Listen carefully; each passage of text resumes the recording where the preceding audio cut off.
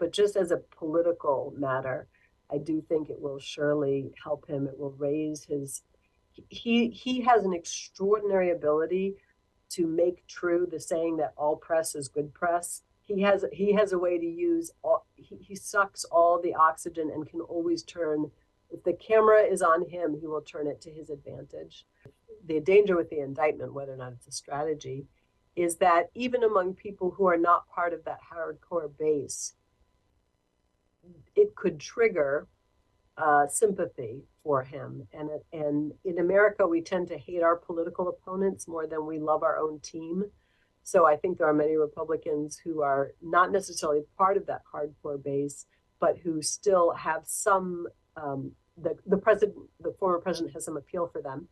Those people who might have been embarrassed by January 6th, who might have been disappointed by the last election in which the president was really an anchor for their side, might rekindle their affection for Trump if they think he's the subject of a kind of politicized indictment.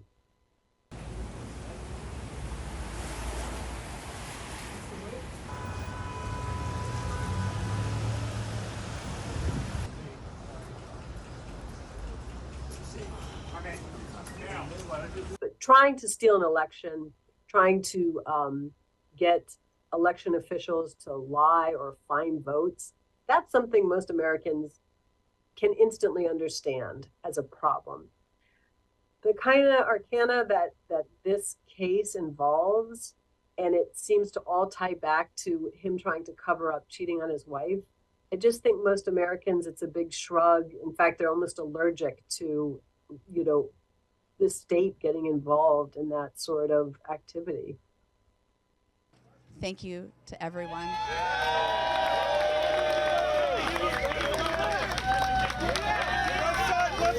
You already see that some of the Republican leadership who clearly don't like him and would like him kind of off stage at this point now feel compelled to defend him against the indictment. And a very similar phenomenon, I think, is going to emerge or is emerging among voters.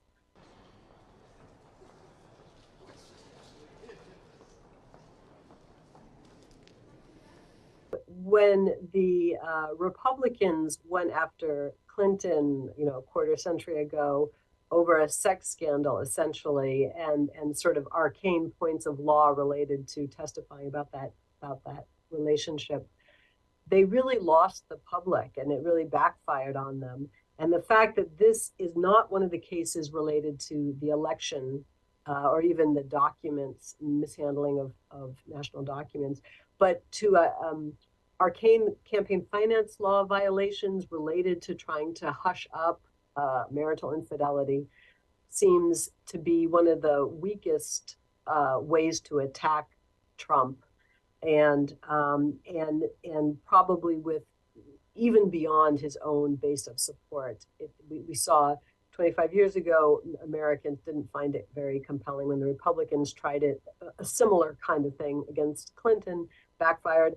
So there's a lot of potential, I think, for something like this to do the same thing today, to really backfire on Democrats.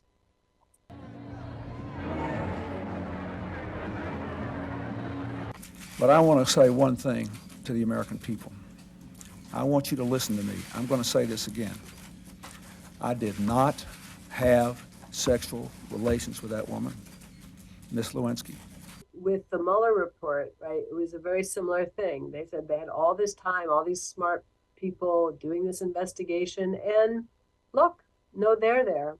And it exonerated me. I'm not sure that's really true, but that was the punchline, the takeaway, and certainly endlessly repeated on all the important sources that Republican voters tune into.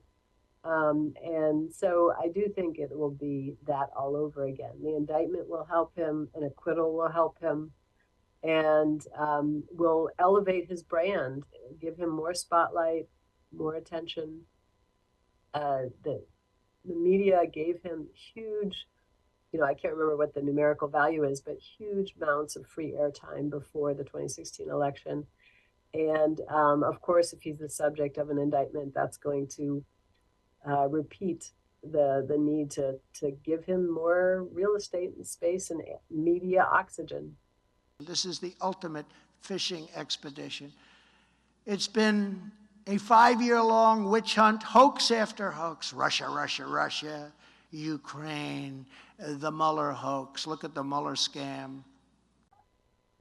I'm not a legal scholar, but from the political vantage point, I guess what I would say is that on some level, I'm not sure Trump matters, and that the most important thing is to bring him to justice for all of the crimes that he has committed. I think what matters is us, the United States, our citizens, and the future of our system, of our democracy.